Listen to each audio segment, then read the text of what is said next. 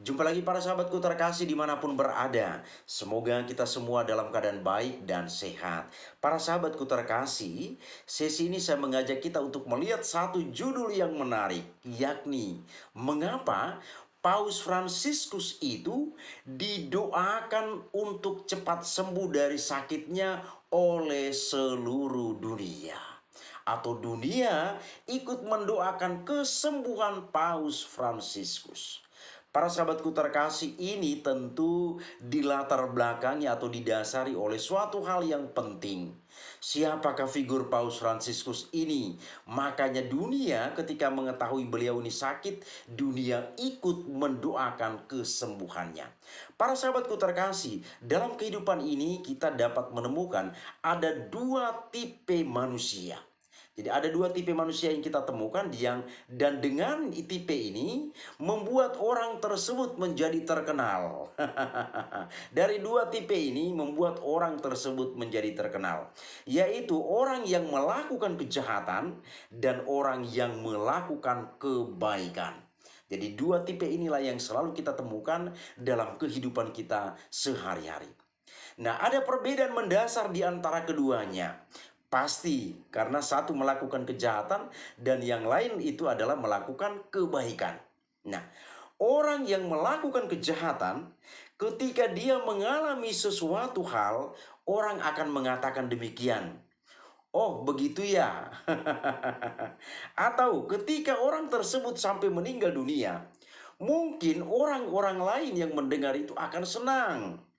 Karena dengan itu tidak akan ada lagi kesempatan bagi orang itu melakukan kejahatan. Dan barangkali mungkin ini kita temukan juga di daerah atau di wilayah kita masing-masing. Pernah juga saya dengar demikian, syukurlah dia sudah meninggal. Artinya dengan meninggalnya orang itu maka tidak ada lagi orang yang melakukan kekacauan, kegaduhan dan meresahkan warga yang ada di tempat itu. Nah, inilah yang sering kita dengar, kita temukan di tempat kita masing-masing. Selanjutnya, orang yang melakukan kebaikan, ketika dia mengalami sesuatu hal, orang lain langsung menaruh simpati dan mengirimkan doa untuk orang tersebut. Dan seandainya orang itu meninggal dunia, maka dukungan doa dari berbagai tempat, dari sekian banyak orang akan disampaikan kepada orang tersebut. Dan ini para sahabatku terkasih, fenomena yang bisa kita temukan juga di tempat kita masing-masing. Nah, hal ini dalam artian melakukan hal kebaikan ini kita temukan dalam diri Paus Fransiskus. Maka ketika orang atau dunia mengetahui bahwa beliau sakit, begitu banyak orang mengirim dukungan, demikian juga doa untuk kesembuhan beliau. Kita ketahui bersama bahwa pada waktu belakangan ini hingga hari-hari ini, Paus Fransiskus sedang dalam kondisi yang tidak sehat. Belakangan ini ada berita beliau kondisi kesehatannya sudah lumayan membaik, hanya membutuhkan waktu untuk pemulihan. Maka kita sebagai umat beriman Katolik dan siapa saja yang mengenal figur ini dengan baik, kita mendoakan beliau supaya cepat pulih dari sakitnya sehingga dapat melaksanakan tugasnya dengan baik kembali. Para sahabatku terkasih dimanapun berada, pertanyaan kita, mengapa dunia mendoakan kesembuhan beliau? Ini menjadi pertanyaan yang kita lihat di sini, sekaligus untuk menjawab apa yang tertulis pada judul kita di atas. Dikutip dari idntimes.com, ada beberapa alasan yang bisa kita lihat. Antara lain, pertama, beliau adalah pemimpin spiritual gereja Katolik di seluruh dunia. Para sahabatku terkasih, Paus adalah sebutan untuk pemimpin spiritual tertinggi umat Katolik di seluruh dunia. Sebagai uskup Roma, ia memegang otoritas tertinggi dalam hal doktrin, liturgi, kemudian disiplin gereja, serta dianggap sebagai figur yang mewakili kesatuan dan kesetiaan umat Katolik. Paus bertanggung jawab untuk mengarahkan gereja Katolik dalam mengikuti ajaran-ajaran Yesus Kristus dan menjaga integritas iman Katolik. Melalui pengajarannya, Paus memberikan bimbingan moral dan spiritual kepada umat Katolik di berbagai belahan dunia. Jadi luar biasa tugas beliau nih para sahabatku terkasih. Atas bimbingan dari pemimpin tunggal ini, maka kita dapat melihat bahwa umat Katolik yang menyebar di berbagai penjuru dunia itu berada di dalam satu kesatuan ajaran iman. Maka kita dapat bertemu misalnya umat Katolik dimanapun itu, tetap mereka semua itu berada di dalam satu kesatuan ajaran iman. Dalam perayaan-perayaan juga semua satu dan sama, tidak akan ada perbedaan. Saya pernah katakan juga misalnya dalam hal perayaan Ekaristi atau Misa. Umat Katolik yang merayakan misa di Indonesia, demikian juga yang ada di negara-negara lain atau dirayakan di negara-negara lain, semua ritus yang ada di dalam itu tidak akan ada perbedaan. Yang berbeda hanyalah bahasa yang digunakan. Tapi walaupun beda bahasa, karena kita sudah memiliki pemahaman yang satu dan sama, maka dengan gampang, dengan mudah kita mengikuti perayaan Ekaristi yang dirayakan di tempat itu. Jadi tidak akan ada atau yang dilakukan di sana di karang-karang perayaan itu. Suka-suka hanya menyusun ritus-ritus itu tidak akan kita temukan. Karena apa? Berada di dalam satu kesatuan ajaran dan berada di bawah kontrol seorang pemimpin, yakni Paus.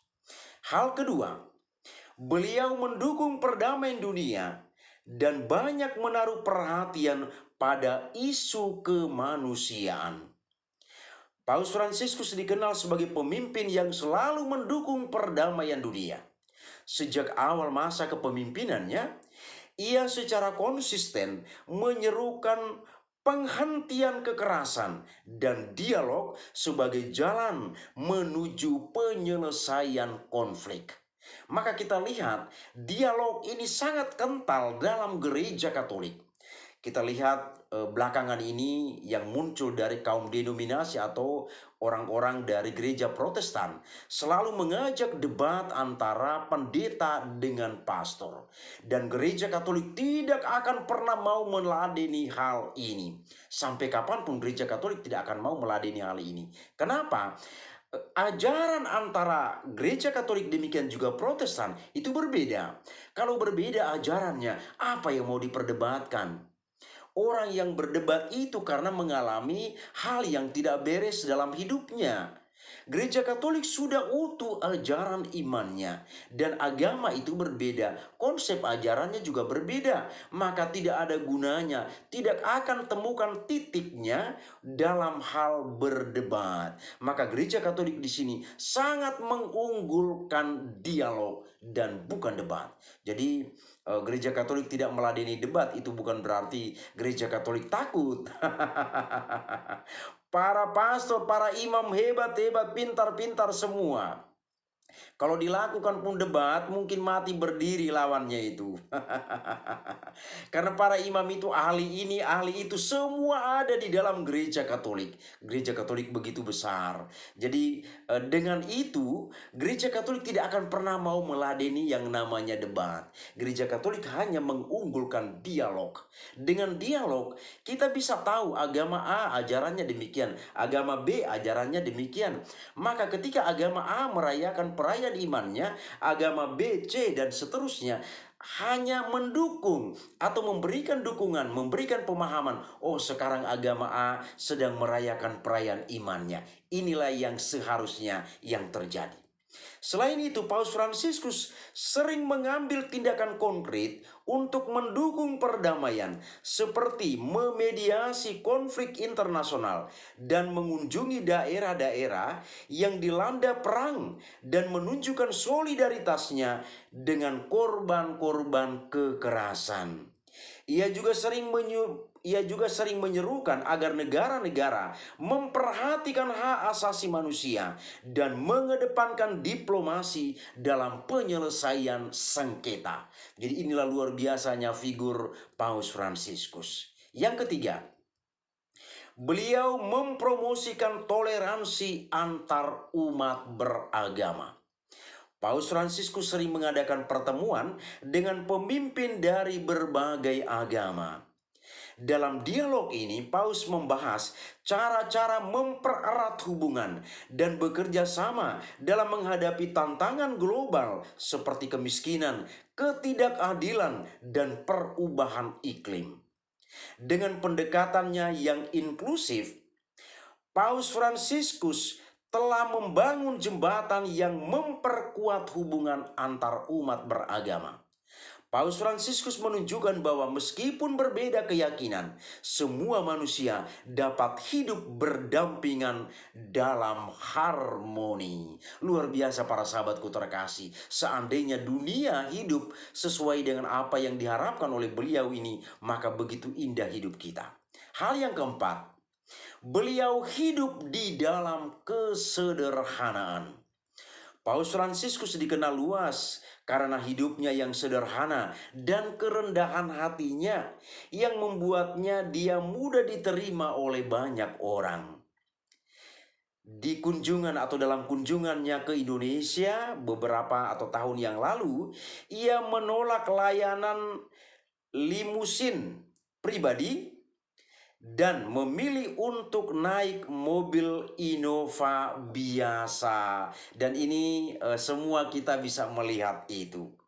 Tak hanya itu, Paus juga memilih tinggal di Kedutaan Besar Vatikan yang ada di Indonesia dan bukan di hotel yang mewah. Keputusannya untuk menghindari kemewahan dan lebih fokus pada pelayanan untuk menegaskan komitmennya terhadap kesederhanaan. Kemudian dengan pendekatannya ini, banyak orang merasa bahwa Paus Fransiskus adalah pemimpin yang memahami dan menghargai kehidupan mereka. Dan pemimpin seperti inilah yang didambakan oleh banyak orang. Hal yang kelima, beliau adalah pejuang kemanusiaan. Ini terungkap dengan jelas dalam laman ngopibareng.id bahwa Imam Besar Al-Azhar, pusat ilmu Sunni yang menjalin hubungan dekat dengan Paus Fransiskus, mendoakannya agar cepat sembuh. Saya berdoa kepada Allah agar saudara saya terkasih Paus Fransiskus segera pulih dan memberinya kesehatan dan kesejahteraan yang lebih baik sehingga ia dapat melanjutkan perjalanannya dalam melayani kemanusiaan. Ini luar biasa para sahabatku terkasih. Beliau di sini menyebut Paus Fransiskus sebagai saudara saya. Ini artinya hubungan antara beliau ini dengan Paus Fransiskus sungguh sangat dekat. Selanjutnya, dikutip dari laman kompas.id dikatakan bahwa Menteri Agama Nasaruddin Umar mengatakan, Paus Fransiskus adalah tokoh yang menjunjung tinggi kemanusiaan. Dengan nilai yang sama tersebut, semua orang wajib saling mendoakan satu sama lain. Imam besar Masjid Istiqlal itu bahkan telah memimpin doa untuk Paus Fransiskus secara langsung bersama umat Islam lainnya di masjid terbesar di Asia Tenggara itu. Jadi saya memohon kepada kita semua di sini, apapun agamanya, mari kita mendoakan kesembuhan beliau. Kita perlu ketokohan, kita perlu keteladanan dalam dunia, dalam kemanusiaan, kata Nasaruddin. Jadi luar biasa para sahabatku terkasih, hal-hal yang kita lihat di dalam berita ini, dan dengan itu kita bisa melihat bahwa inilah alasan-alasannya. Maka wajar saja ketika Paus Fransiskus jatuh sakit, orang-orang dari berbagai penjuru dunia, bukan saja umat Katolik tetapi dari lintas agama, mendoakan kesembuhannya. Nah, dari apa yang ada ini saya berikan komentar kepada mereka-mereka yang dari kaum denominasi ini yang selalu hadir di sana menghina iman gereja Katolik, demikian juga menghina paus. Jadi ini bukan hal baru lagi, tetapi ini sering dan terus saja terjadi. Pesan saya pertama, para kurcaci dari kaum denominasi, berhentilah bersandiwara. Anda selalu hadir di berbagai media, menghina iman gereja Katolik, demikian juga paus. Anda tidak menyadari bahwa Anda sebenarnya itu tidak ada apa-apanya. Anda juga mempreteli gambar Paus Fransiskus hanya untuk menunjukkan ketidakmampuan Anda dalam menghadapi gereja Katolik yang begitu besar.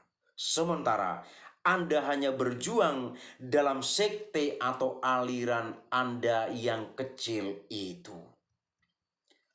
Komentar yang kedua, pelajari iman Anda dengan baik dan ajarkan ajaran itu kepada para jemaatmu. Tiap hari Anda live di mana-mana, Anda muncul di media manapun, hanya untuk memperbincangkan iman gereja Katolik. Pertanyaan, apakah Anda itu tidak punya ajaran iman?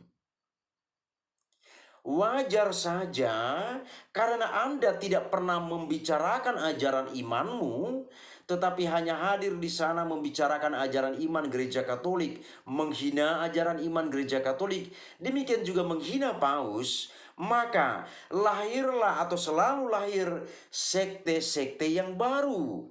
Karena Anda tidak membekali jemaatmu dengan ajaran yang jelas. Seandainya Anda itu membekali para pengikutmu, jemaatmu dengan ajaran-ajaran yang jelas, maka tidak akan mungkin selalu saja muncul sekte-sekte baru dengan nama yang aneh-aneh. Dalam gereja Katolik jelas, gereja Katolik itu berada di dalam satu kesatuan ajaran iman. Dan kalau kita perhatikan dalam media-media, kalau orang Katolik itu live di sana, mereka itu saling berbagi ajaran iman, saling meneguhkan tentang iman di dalam kehidupannya. Jadi di sana gereja Katolik tidak akan pernah mau membicarakan ajaran iman dari agama manapun. Karena apa? Bagi gereja Katolik, hal itu tidaklah penting. Gereja Katolik tidak penting mau membicarakan ajaran iman agama manapun. Gereja Katolik lebih ingin fokus mendalami ajaran imannya. Dan dengan itu dapat diaktualisasikan dalam kehidupan sehari-hari. Maka kita lihat, dimanapun umat Katolik atau orang-orang Katolik berada, selalu membawa perdamaian. Demikianlah para sahabatku terkasih, jawaban kita atas judul ini. Semoga ini bermanfaat bagi kita. Terima kasih, Tuhan memberkati.